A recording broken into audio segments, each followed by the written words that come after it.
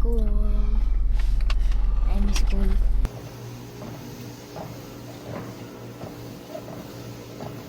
Papa.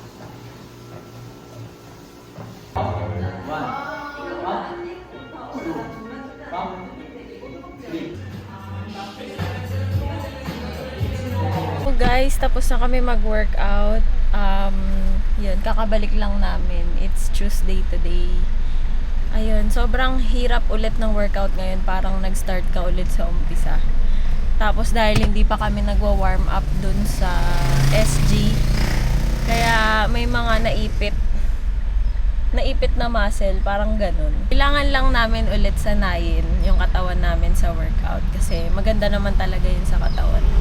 And yun, hindi na rin kami sanay na hindi nag-workout, kaya syempre importante din na bumalik ulit.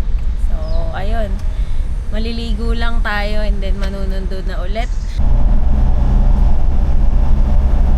So susunduin na namin si Max. Naka-foundation pa lang ako. Dito na lang ako mag-aayos sa sasakyan kasi anong oras na din. Late na kaming natapos kanina sa workout. So sunduin na natin si Max. Ayan, hindi na ako maputla. Nakapag-ayos na rin ako. Tapos nakakain na rin kami ng early lunch. 10:49 pa lang kasi, kaya early lunch na yon. And susunod, magkakape na rin kami. Hi. Hi guys, kape muna tayo. At ano tayo ngayon? Marami tayong gagawin. Kailangan ng pampagising. Dahil muntik na ako makatulog kanina sa pagbubuhat. Haba nagbubuhat? Na ako, naubusan na ng hangin. 1 week kang napahinga kasi nagbakasyon ka. Pagbalik mo, barbell na pala yung bubuhatin ko. Siyempre, wala tayong magawa. Sabi ni coach, yes coach tayo. Para gusto mo yan eh. Gusto mo lumaki katawan mo eh. Sunod lang tayo, sunod lang. Mas dadali ang buhay pag may nagko-coach. Mas mahirap cardio. Para lalo pag nag-cardio ka talagang Kanina jumping jacks agad ako. diretso. Pero lalakas naman dun yung katawan mo tsaka yung stamina mo. Mag-improve. At least may ginagawa. Kaysa naman hindi ka healthy, hindi mas mahirap yun.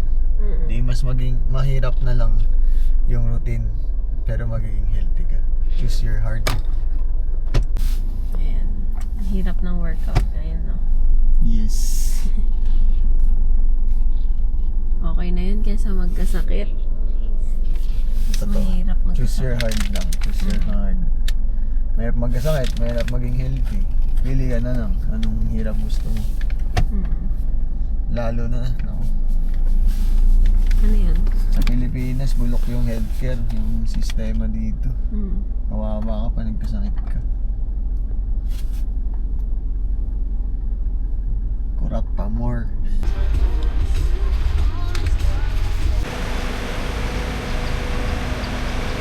Papalit mo na kami ng tempered tsaka case.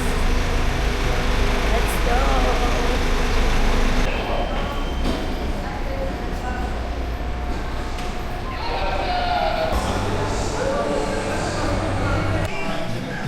Yan, kinakabit na yung tempered. Ito naman yung case ni Boss. Ganda. Papakabit siya ng tempered. Hindi kasi available yung 16 Pro Max dun sa Apple Store. Happy! Naghanap lang ng pagkakagastos. Quality. Quality. Ako tempered. Sasabihin ko talaga ang quality to. 3-3 to eh. Nung nakaraan daw, naka-discount sila. 1-2 na lang ata or 1-1 na lang. Kaya lang, dahil na-late kami ng sa promo nila, bumalik siya sa original price niya na 3,300. Mahal. Ayan guys, so tapos na kami magpakabit ng tempered and bumili ng case. Papunta naman kami ngayon sa office para asikasuhin naman yung mga negosyo natin at mga bayarin syempre. Guys, share ko lang. Nag-register ako sa Maya. Ito, ang cute to, pink na card. Wait natin to. Nakapag-ano na ako eh. Nakapag-purchase na ako. Ang cute niya.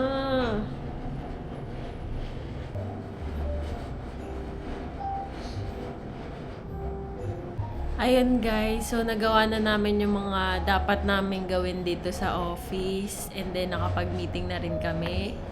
Ngayon, nag-aantay na lang kami ng oras kasi manunundo na kami. Sunduin naman namin si Kuya KB. Manunundo na kami guys. Let's go. Around that time, Stephen and Speed were playing with the hole. And So guys, nasundo na namin si KD at naihatid na namin ng safe sa bahay. Ngayon dadaan naman ulit kami sa shop. May bibigay lang ako kay HR. And then diretso na kami sa SM Central. So ayan, naka-hazard kami dito sa may rotonda. Bibili ulit kami ng pandekoko pasalubong sa mga bata at merienda na rin namin pag uwi. Ayan, mukhang madami siyang nabili.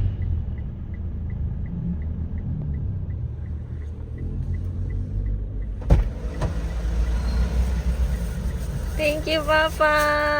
Ayaw maniwala sa akin. Bakit? Sabi ko, pabili ako. 30. 30 pieces ka ako. Ah, Ayaw maniwala. oh, bakit? Nadadamihan siguro. Ano sabi sa'yo? 30 pieces o 30 pesos. Sabi ko, 30 peraso. Sige pala, 20 na lang ako. Sayang. Yung 10.